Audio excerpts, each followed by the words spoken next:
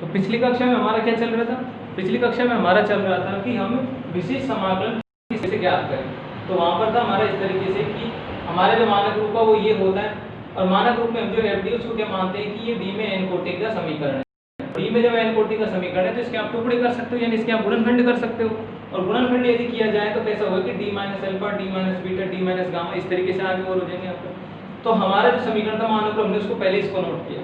यहाँ से जो FD है उसको मैं कहाँ ले गया, इसके साथ ले गया, इसके साथ। अब जो काम ये इसके साथ कर रहा था वो QX के साथ करेगा, लेकिन नीचे की तरफ से, यानी है तो ये अवकल संकार है, लेकिन कहाँ पे लगा हुआ है? नीचे, यानी हर में लगा हुआ है। तो जब हर में लगा होता है तो ये विपरीत प्रकार का कार्य करता है कि जो कार्य ये पहले डिफरेंशिएट करने का कर रहा था, अब ये उसको इंटीग्रेट करेगा, यानी ये QX को क्या करेगा? समाकलित करेगा। जहां पर ये y के साथ y का जो अवकलन कर रहा था, अब वो इसके नीचे आने की वजह से इसका क्या करेगा? समाकलन करेगा यहाँ पर। तो आगे देखिए, तो यहाँ से हमने इसको कैसे लिख दिया कि जो FD है, FD को मैंने ये माना था कि इसके गुणनखंड किए जा सकते हैं, इसके गुणनखंड किए जा सकते हैं। तो गुणनखंड इसके क्या थे? ये, तो इनको उठाकर कहाँ रख दिए? यहाँ, यानी इस तरीके से इसके गुणनखंड होंगे। फिर हमने जो कक्षा 11-12 में आपने ये पढ़ा होगा कि समाकलन करने का एक तरीका ये होता है कि जब हमारे पास, जब हमें किसी चीज़ का समाकलन करना है और वो भिन्नों में उपस्थित हो, तो हमने वहाँ पर एक टेक्निक पढ़ी थी कि हम उसको खंडिशः समाकलन करते हैं, पार्शियल डिफरेंशिएशन, वो पार्शियल इंटीग्रेशन। तो जो वो तरीका यहाँ पर हम अपनाएंगे। तो जो हमारे पास एक एक टुकड़े थे, यानी ये मानकर चल रहे थे कि इन सभी का एलसीएम लेने पर ऊपर 1 आया था, इसको दोबारा हम तोड़कर इस तरीके से लिखेंगे ताकि इन सभी संख्याओं का एलसीएम लेने पर दोबारा वही रिजल्ट आए जो ऊपर आए, और एक एक पद अलग भी हो जाए यहाँ से। अब एक एक पद जब अलग हो जाता है तो सभी के साथ QX लगेगा यहाँ पर, QX है यहाँ पर, ये आपका QX है। तो सभी के साथ क्या अप्लाई होगा? QX अप्लाई होगा।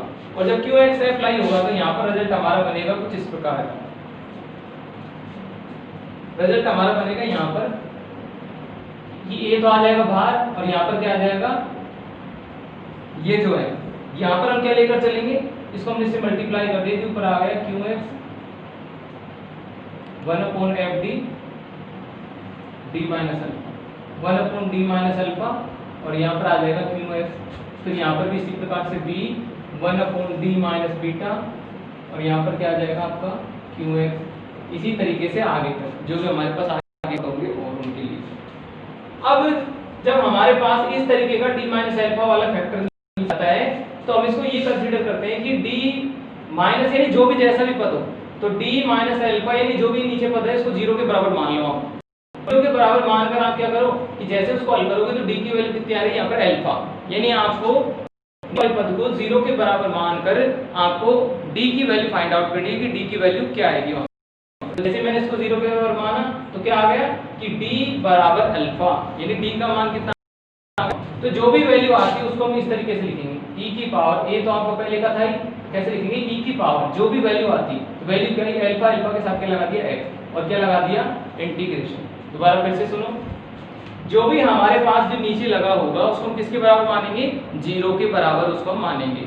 और जब 0 के बराबर उसको मानेंगे तो वहां पर ये क्या बन जाएगा कि D माइनस अल्फा बराबर 0, यानी D बराबर कितना हो जाएगा? अल्फा। ठीक है, तो उस अल्फा को मैं कहाँ लगाऊंगा? यहाँ पर लगाऊंगा e की पावर अल्फा x। ठीक है, यानी वही तरीका है, यहाँ पर इसको m मान लिया था तो m माइनस जो भी फैक्टर होता था तो m बराबर कुछ आंसर आता था, तो वही देखो वही काम यहाँ पर हो रहा है। तो यहाँ पर क्या आ गया? e की पावर अल्फा x, और जो आपने अल्फा के साथ किया उसको क्या कर दो अंदर नेगेटिव के साथ, कि यदि यहाँ नेगेटिव हो तो अंदर पॉजिटिव हो जाएगा, यदि बाहर पॉजिटिव हो तो पॉजिटिव कहाँ चले जाएगा? अंदर। तो अंदर क्या चलेगा? e की पावर अल्फा x, और साथ में क्या था? QX, और क्या आ जाएगा? dx। एक तो ये हो गया, आगे भी ऐसा ही होगा, तो आगे क्या आ जाएगा? b अपॉन, यानी b और उसके साथ क्या प्राप्त होगा? बीटा, e की power beta x integration e की पावर माइनस बीटा x, और यहाँ पे आ जाएगा QX dx। इसी प्रकार के आगे के जितने पद होंगे वो, तो ऐसा करने पर हमें जो मिलेगा क्या मिलेगा? pi। ये जो हमारा आंसर होता है वो क्या होता है? pi। इसको बोलते हैं pi बराबर पर्टिकुलर इंटीग्रेशन, pi बराबर। ठीक है, तो ये हमारा यहाँ से क्या प्राप्त हो जाएगा? pi। तो इस तरीके को जब अपनाएंगे तो हमारे पास समीकरण का क्या प्राप्त हो जाएगा? pi भी हमें वहाँ पर प्राप्त हो जाएगा। और जब pi प्राप्त हो जाता है तो pi को हम जो समीकरण का हल होता है कि y बराबर CF प्लस PI, तो दोनों को वहाँ पर रखने पर हमारी समीकरण का जो आंसर है वो हमें वहाँ पर प्राप्त हो जाता है। ठीक है, तो ये तो हो गई इसकी वर्किंग प्रोसीजर। अब ये जो आपने तरीका पढ़ा है ये यूनिवर्सल मेथड है, यानी कैसी भी रैखिक अवकल समीकरण हो उस पर ये मेथड तो वर्क करता ही करता है। अब आगे की जो कुछ एक्सरसाइज है उनमें कुछ ऐसे ऐसे भी हमारे पास शॉर्टकट ट्रिक्स हैं जिनमें हमारे पास स्पेशल फंक्शन क्यू एक्स एक स्पेशल फंक्शन के रूप में हो, तो वहाँ पर हम अलग अलग टेक्निक्स के द्वारा उनको हल करते हैं। तो जैसे उन एक्सरसाइज का नंबर आएगा वहाँ पर उनको भी पढ़ेंगे। तो पहले इससे रिलेटेड एक क्वेश्चन कर लेते हैं ताकि ये जो हमने पढ़ा है वो वहाँ पर अच्छे से क्या हो जाए, क्लियर वहाँ पर हो जाए।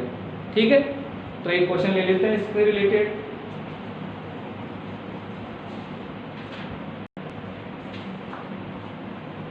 इससे रिलेटेड एक क्वेश्चन लेते हैं यहाँ पर।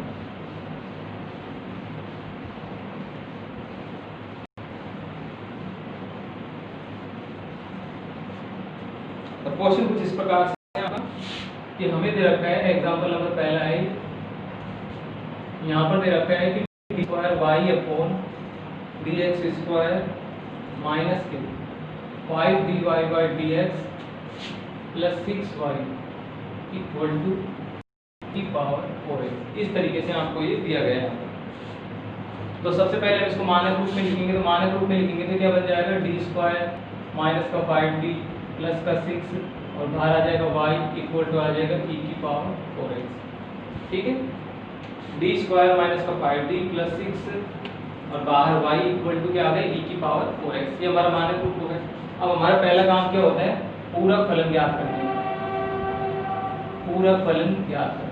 तो पूरक फलन के लिए हम क्या मानते हैं, माना qx इक्वल टू कि जो qx था आपका उसको क्या मान लिया, 0 के बराबर मान लिया। तो ऐसा करेंगे तो हमारी इसकी सहायक समीकरण क्या हो जाएगी, जब qx इक्वल टू 0 मान लेंगे तो सहायक समीकरण में क्या प्राप्त हो जाएगी, m स्क्वायर माइनस का 5m प्लस 6 इक्वल टू 0। सहायक समीकरण ज्ञात करने के लिए हमारे पास वही प्रोसीजर है कि d के स्थान पर m रिप्लेस करते हैं और जो y है उसके स्थान पर 1 रिप्लेस करते हैं। तो ऐसा करने पर रिजल्ट हमारा ये मिल जाता है। अब इसको जैसे मैं हल करूँ तो m में दो आंसर आपको देगा। क्या देगा, m स्क्वायर माइनस 3m लिख लिया और 2m लिख लिया और प्लस के 6 इक्वल टू 0। यहाँ से देखा m कॉमन ले लिया तो क्या आ गया, m माइनस 3। यहाँ से माइनस 2 कॉमन ले लिया तो m माइनस 3 इक्वल टू 0। तो m की दो वैल्यू आ गई, एक तो 3 प्राप्त हो गया, एक m का मान कितना प्राप्त हो गया, 2। ये तरीका आपको बताया कि m माइनस 3 एक फैक्टर हो गया, दूसरा m माइनस 2 हो गया, दोनों को 0 के बराबर करेंगे तो एक 3 आ जाएगा, एक क्या आ जाएगा, 2 आ जाएगा। तो हमारे पास m की दोनों वैल्यूज आ गई। ठीक है, अब m की जब दोनों वैल्यूज आ गई तो यहाँ से क्या प्राप्त कर लेंगे, CF जो कॉम्प्लीमेंट्री जो हमारा फंक्शन होता है वो यहाँ से हमें प्राप्त हो जाएगा। ठीक है, तो CF क्या होगा, CF बराबर हो जाएगा आपका क्या, यहाँ से क्या आ जाएगा C1 क्योंकि दोनों अलग अलग हैं, e की पावर 2x ये हो गया, C2 e की पावर हो जाएगा 3x। ये तो हो गया आपका CF। अब PI प्राप्त करेंगे तो PI प्राप्त करने के लिए क्या करते हैं कि 1/FD डॉट QX। FD की वैल्यू लिखो, FD की वैल्यू हम फैक्टर में लिख सकते हो क्योंकि हमें जरूरत किस में होती है, फैक्टर्स में जरूरत होती है। तो यहाँ से जो m था हमने d के स्थान पर m रखा था तो m के स्थान पर दोबारा d रख सकते हैं, तो वही तो फैक्टर बनेंगे। जो हमारे पास दो फैक्टर आते हैं यहाँ पर क्या आते हैं, एक तो आता है आपको कौन सा, d-3 और एक कौन सा आता है d-2। तो इसके जो दोनों फैक्टर हैं यानी इसको आप ये लिख सकते हो कि जो मेरे पास d स्क्वायर, पहले इसको एक लाइन में लिख लेता हूँ मैं कि d स्क्वायर माइनस का d स्क्वायर दिखाई दे रहा है, यहाँ तक आपको दिखाई दे रहा है। तो यहाँ से क्या आ जाएगा आपका 1/d स्क्वायर माइनस का 5d प्लस का 6। ठीक है, और बाहर क्या आ जाएगा, QX क्या है, e की पावर 4x। अब देखिए आगे, अब हम इसके क्या करेंगे, दोनों टुकड़े करना, क्योंकि पहले यहाँ पर कर चुके हैं तो वो दोबारा उस चीज को दोहराने की कोई जरूरत नहीं है क्योंकि वही काम यहाँ पर होगा, जो काम यहाँ पर था वही काम कहाँ होगा, नीचे। तो यहाँ क्या होगा कि जो d था उसकी जगह मैंने m लिखा है तो क्यों ना m की जगह d लिख दूं, तो क्या बन जाएगा d-3 और d-2। तो वही इसके क्या होंगे, फैक्टर होंगे, जो नीचे वाले थे वही यहाँ पर मिलेंगे। तो दोबारा इसको लिखा जा सकता है क्या, d-2 एंड d-3 और यहाँ पर आ जाएगा डॉट e की पावर 4x। इस तरीके से हो जाएगा। अब इनका हमें क्या करना है, भिन्नात्मक रूप करना है आपको। तो मैंने इसको लिखा कि जो 1/d-2 था, ये डॉट जो d-3 था उसको किसके बराबर मान लिया, उसको मान लिया a/d-2 और आ गया plus b upon d minus 3, इस तरीके से कर लिया। ठीक है, अब यदि ऐसा करेंगे तो हमें ए तथा बी के मान यहाँ पर ज्ञात करने हैं। इनको ज्ञात करने का वही आपका 11th वाला तरीका है कि जब ए का मान ज्ञात करना हो तो ए के नीचे वाले को 0 के बराबर रखकर डी का मान ज्ञात करके इसमें रख दो। कि जब ए का मान ज्ञात करना है तो यहाँ से डी की वैल्यू ज्ञात करके कहाँ रख दो, यहाँ पर। लेकिन किस में रखो, जहाँ पर ये पद नहीं हो, तो इस पद को छोड़कर किस में रखो, केवल इसमें। तो d इक्वल टू कितना है 2 को यहाँ रखोगे तो क्या आ जाएगा कि 1/2 माइनस 3 दैट इज -1। तो यहाँ से कितना प्राप्त हो जाएगा कि माइनस का 1/d माइनस 2, ये प्राप्त हो गया आपके। दूसरा देखिए वहां से d की वैल्यू कितनी आ गई 3 को कहाँ रखो, यहाँ। तो 3 - 2 दैट इज 1, तो 1/d माइनस 3। तो ये हमारे पास क्या हो गया, इसके जो खंड है वो हमें यहाँ पर प्राप्त हो गई। अब इसकी जगह ये रखा जा सकता है तो उसको उठा रख दिया वहां पर, तो क्या प्राप्त होगा 1/d माइनस 3, और d माइनस 3 के साथ क्या लग जाएगा e की पावर 4x, फिर माइनस 1/d माइनस 2। मैंने पॉजिटिव को आगे ले गया, नेगेटिव को पीछे ले गया, इस वजह से ऐसा होगा। ठीक है, और दोनों के साथ जो गुणा हो रहा था वो चीज हमने यहाँ पर लगा दी। अब देखिए आगे, अब हमने क्या देखा था वहां पर कि d का मान ज्ञात करते हैं तो उसे e की पावर अल्फा x के रूप में लिया जाता है। तो यहाँ क्या था d माइनस अल्फा, तो अल्फा का मान कितना है 3, तो क्या आ जाएगा e की पावर 3x। इंटीग्रेशन जो यहाँ पर यूज में लेते हो उससे जस्ट अपोजिट अंदर यूज में लो, और बाकी qx जो करते हो, और साथ में क्या आ जाएगा dx अंदर गए। तो यहाँ पर भी वही e की पावर 2x, इंटीग्रेशन e की पावर माइनस 2x और e की पावर 4x और साथ में dx। ठीक है, हल किया इसको यहाँ पर, तो e की पावर 3x 3 4 कितना बचा 1, तो क्या आ जाएगा इंटीग्रेशन e की पावर x dx।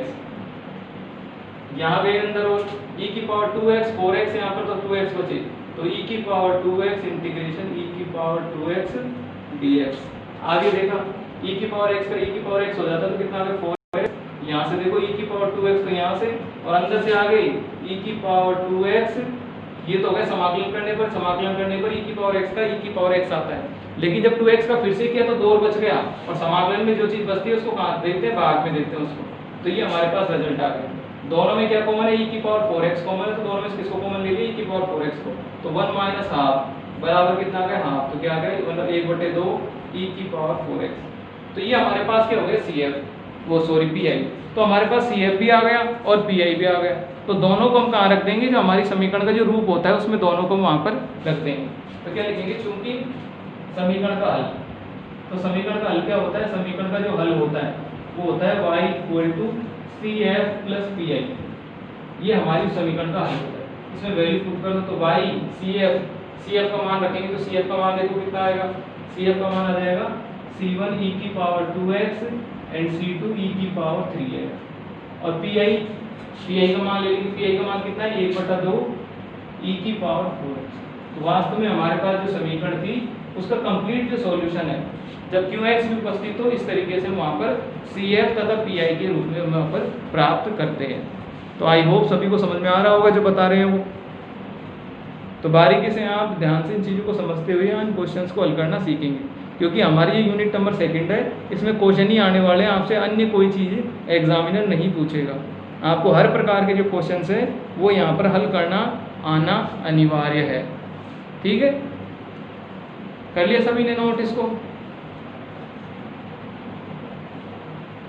अब देखिए एक क्वेश्चन और करते हैं ताकि हमारे पास जो हम विशेष समाकलन ज्ञात करना जो सीख रहे हैं वो अच्छे से क्लियर हो जाए। तो नेक्स्ट क्वेश्चन लेता हूं मैं।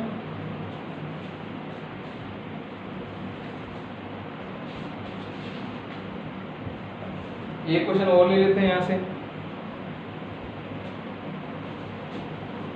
अनसोल्व क्वेश्चन लेते हैं अब की बार थोड़ा अलग।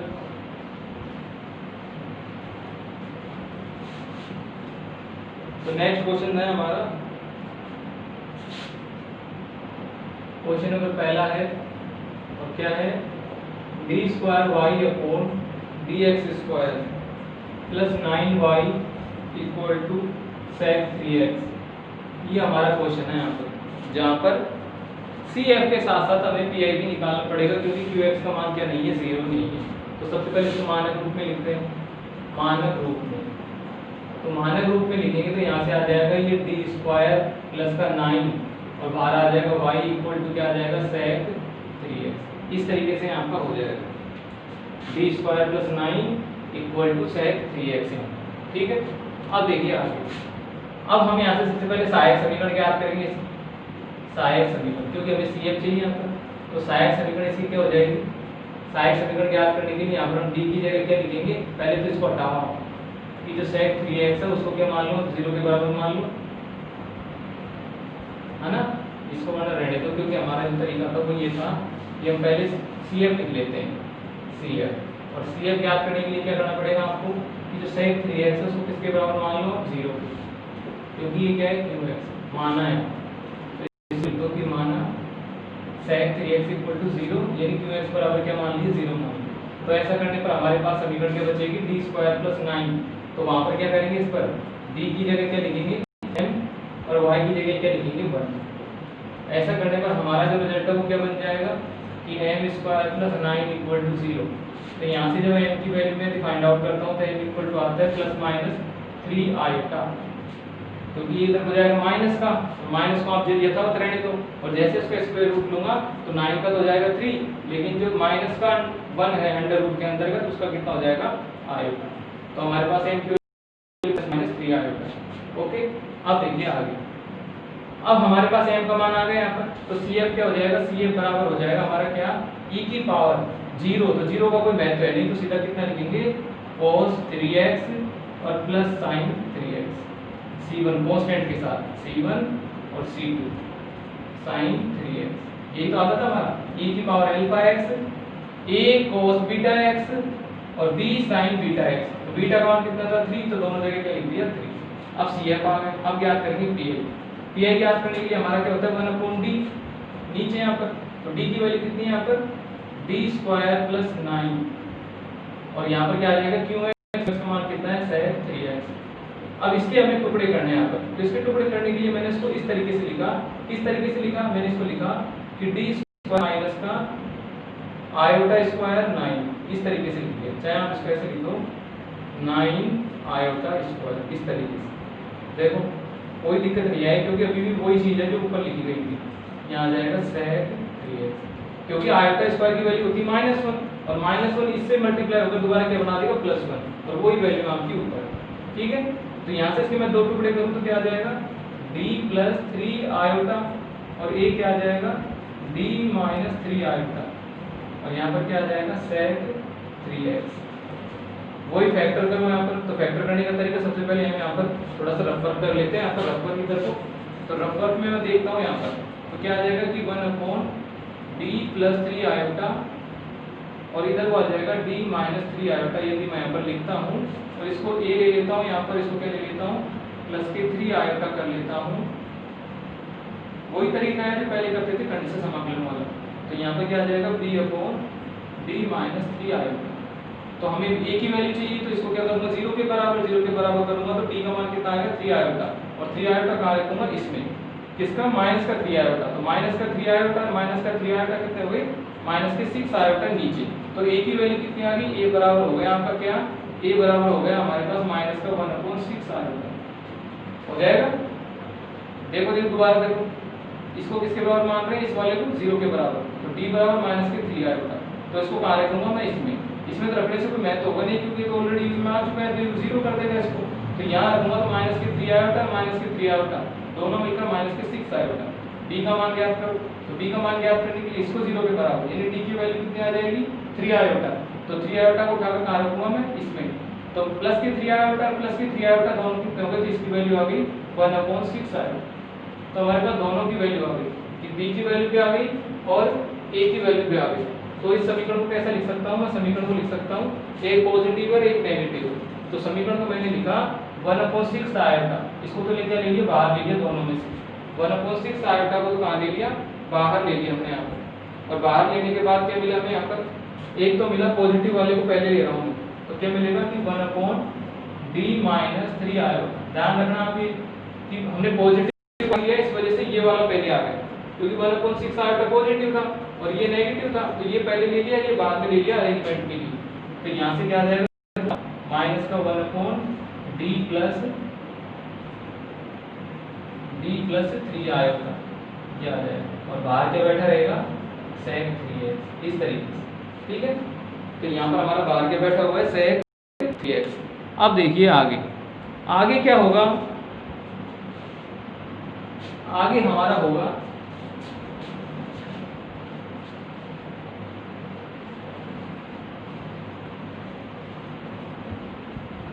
यहाँ से हमारे पास d माइनस 3 आयोटा भी आ गया, ये भी आ गया। अब आगे हमारा तरीका तो क्या होता है, हमारा तरीका तो ये होता है कि हम इसको इस तरीके से लिखते हैं, हम इसको लिखते हैं कि 1/6 आयोटा, ये तो क्या है, बाहर है कांस्टेंट के रूप में, तो इसको तो हम बाहर ही रहने दो, इसको तो हम बाहर ही रहने दो। यहाँ अंदर देखो, जैसे ही इसके साथ अप्लाई होगा तो यहाँ कितना है, d माइनस 3 आयोटा, तो यहाँ पर क्या आ जाएगा, e की पावर 3 आयोटा x, ये तो आ जाएगा बाहर, अंदर क्या आ जाएगा, e की पावर माइनस का 3 आयोटा x, वही तरीका है पहले वाला।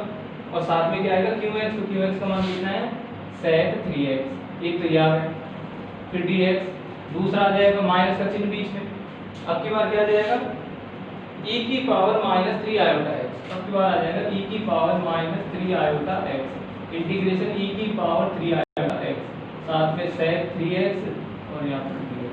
ध्यान से समझो दोनों को, यहाँ पर इसकी वजह से d की वैल्यू 3 आयोटा आई थी, तो वहाँ पर कितना आ गया, पॉजिटिव 3 आयोटा x आ गया। यहाँ पर d पर कितनी आ रही, माइनस 3 आयोटा x आ रही, तो इसको कहाँ लिख दिया, वहाँ पर, ठीक है, वो नेगेटिव आ रहा है यहाँ पर। ओके, तो इस तरीके से हमारे पास ये रिजल्ट हो गया। अब हमें इसे क्या करना है, समाकलन यहाँ पर ज्ञात करना है। यहाँ पर अब समाकलन यहाँ पर ये है आयोटा की फॉर्म में, यहाँ पर इस प्रकार से इसको हम अरेंज कर ले यहाँ पर, ठीक है। करने के लिए आप जानते हैं, चूंकि आयलर का जो स्टेटमेंट होता है, आयलर की जो थ्योरम होती है वो कि e की power iota theta that is theta plus iota sin theta, ठीक है, इस तरीके की होती है। और e की power minus iota theta that is होती है cos theta minus iota sin theta. तो दोनों को मैं वहां पर अप्लाई कर दूं तो क्या आ जाएगा कि 1/6 आयोटा, ठीक है, e की पावर 3 आयोटा x, ये तो एज इट इज, और यहाँ क्या आ जाएगा, इंटीग्रेशन क्या आ जाएगा, माइनस वाला है तो क्या आ जाएगा, cos 3x, एक तो आ जाएगा cos 3x और क्या आ जाएगा प्लस का आयोटा sin 3x, और बाहर क्या बैठा है, बाहर बैठा हुआ है sec 3x और dx। दूसरे वाले में माइनस e की पावर माइनस के 3 आयोटा x, यहाँ पर क्या होगा, इंटीग्रेशन, यहाँ पर आ जाएगा cos 3x minus iota sin 3x और क्या आ जाएगा sec 3x और dx। इस तरीके से ये हो जाएगा। अब हमारा काम क्या होगा, हम इनको आपस में मल्टीप्लाई करेंगे यहाँ पर, तो मल्टीप्लाई करेंगे तो एक तो आ जाएगा, क्या आ जाएगा, यहाँ से एक हमारे पास आ जाएगा किस आयोटा e की पावर 3 आयोटा x, ये एज इट इज मैं इसको ले लेता हूँ यहाँ पर। और आगे देखते हैं इंटीग्रेशन, cos से जब sec मल्टीप्लाई होगा तो क्या रहेगा आपको 1, क्योंकि cos और sec जस्ट अपोजिट होते हैं, दोनों की वैल्यू सेम है यहाँ पर। तो कितना आ गया 1 और साथ में कितना आ गया dx। अगले पे तो यहाँ पर कितना आ जाएगा, ब्रैकेट के अंतर्गत है जो हम जो लिख रहे हैं हमारा इस ब्रैकेट के अंतर्गत। एक तो ये वाला हो गया अलग। अब दूसरे पे आ जाओ, तो दूसरे पे करेंगे तो यहाँ से क्या मिलेगा, दूसरे वाले में आयोटा तो और साइन और cos, तो साइन तो यहाँ sec नीचे जाके क्या बन जाएगा cos, तो ये क्या आ जाएगा इंटीग्रेशन tan 3x dx। दूसरा ये बन गया यहाँ पर। और आ जाओ आगे गए तो आगे क्या होगा, minus as it is e की पावर माइनस के 3 आयोटा x, ये तो यथावत यहाँ पर। अंदर देखो cos से sec जस्ट 1 कर दिया इसको, तो क्या आ गया 1 dx माइनस आयोटा को ले लिया बाहर यहाँ पर, ठीक है, ये यहाँ पर किसके साथ मल्टीप्लाई है, पूरे ब्रैकेट के साथ, मझले ब्रैकेट के साथ। तो क्या आ गया आयोटा इंटीग्रेशन साइन और sec दोनों मिलकर के बना दिए tan, तो क्या आ गया tan 3x dx, इस तरीके। तो ये हमारे पास क्या होगा, इसको सोल्व करने के बाद ये रिजल्ट आया। आगे देखते हैं और, तो 1/6 आयोटा, ये तो एज इट इज, e की पावर 3 आयोटा x, ये भी एज इट इज। 1 का कितना हो गया यहाँ पर, 1 का कितना हो जाता है x। और आगे बढ़े मल्टीप्लाई कर दो, चाहे आप रहने दो भी इसको x। आगे बढ़े आयोटा आ गया, tan का कितना होता है, tan का क्या हो जाता है याद किसी को, tan का है किसी को नहीं पता, तो tan का कितना होता है log sec x। tan का कितना हो जाता है log sec x, इस तरीके से। तो 3